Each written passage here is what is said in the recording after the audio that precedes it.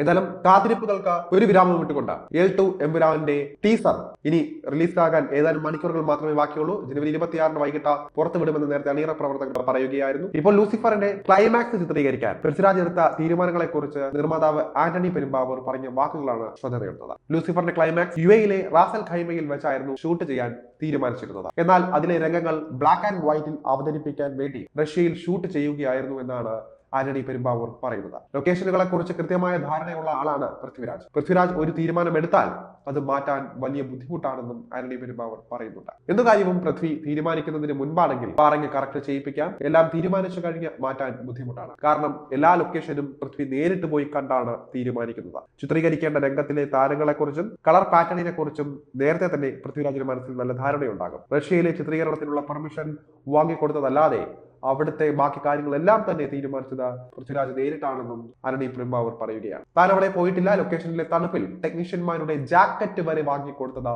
രാജുവാണ്. ആത്മാർത്ഥമായിട്ടാണ് പൃഥ്വി സിനിമയെ സമീപിക്കുന്നത്. അപ്പോൾ സിനിമയുടെ നന്മയ്ക്ക് വേണ്ടി പൃഥ്വി ആവശ്യപ്പെടുന്നത് എന്ന് തന്നെയായാലും അത് ചെയ്തു കൊടുക്കാതിരിക്കാൻ കഴിയില്ല എന്നും ആന്റണി പെരുമ്പാവൂർ കൂട്ടിച്ചേർത്തു. എന്തായാലും ആകാംക്ഷകൾക്ക് വിരാമം വിട്ടുകൊണ്ട് അതിന്റെ ടീസർ വരികയാണ്. ഈ ഒരു സിനിമ മോഹൻലാൽ എന്ന വലിയ നടന്റെ കരിയറിലും അതുപോലെ തന്നെ പൃഥ്വിരാജ് എന്ന സംവിധായകന്റെ പേരിലും വലിയൊരു ബ്രേക്ക് ത്രൂ ആയി മാറുമെന്ന് തന്നെ വിശ്വസിക്കാം.